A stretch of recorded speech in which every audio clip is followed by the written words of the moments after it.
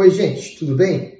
Meu nome é Vinícius Correia, sou membro do Grupo Sim, Instagram emergência.sim, segue a gente lá. E hoje o assunto é sobre profilaxia de peritonite bacteriana espontânea no paciente com cirrose hepática. É um assunto que o médico emergencista deve saber. Então, como que a gente pensa nisso de uma maneira bem prática? É só a gente lembrar do curso natural da doença do paciente com cirrose hepática, desde o momento do diagnóstico até o momento do transplante ou da morte. Bom, inicialmente o paciente ele tem cirrose hepática sem ascite e sem nunca ter tido uma peritonite bacteriana espontânea. No segundo momento, esse paciente ele começa a ter ascite, mas ele nunca teve peritonite e não tem fatores de risco também para a peritonite bacteriana espontânea. No terceiro momento, ele começa a ter fatores de risco para PBE, e aí depois ele apresenta a PBE, e aí depois a gente tem um momento pós-PBE.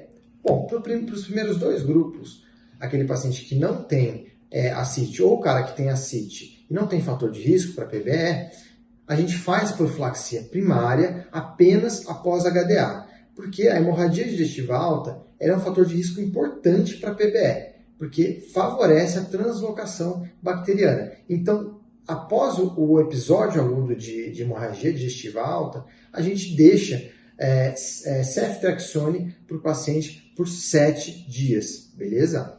Bom, e se o paciente começa a ter fator de risco para peritonite bacteriana espontânea? A gente também tem que fazer a profilaxia primária após HDA, mas se o paciente tiver proteína no líquido acítico, que é o principal fator de risco para PBE, abaixo de 1,5, mais um dos 5 fatores de risco, que são 3 relacionados ao rim e 2 relacionados ao fígado. Quais são os relacionados ao rim? Um sódio abaixo de 130, creatinina acima de 1,2, ureia acima de 53, e os relacionados ao fígado é uma bilirrubina total acima de 3 ou um Child B9 para cima.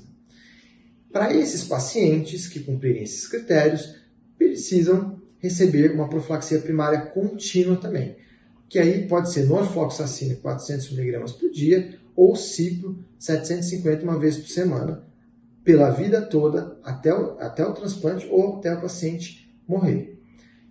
Bom, e se aquele paciente que apresenta PBE? Aí a gente vai fazer o tratamento para PBE, que geralmente faz com ceftriaxone por 5 dias, ou com ciprofloxacina via oral por 7 dias. E depois do momento que o paciente tem a PBE, ele precisa ficar com profilaxia secundária, que vai se estender também até o transplante ou até a morte do paciente, com o mesmo esquema daquele paciente que recebe profilaxia primária para a vida toda também, quando apresenta fator de risco para PBE. Bom, pessoal, era isso hoje. Aquele abraço.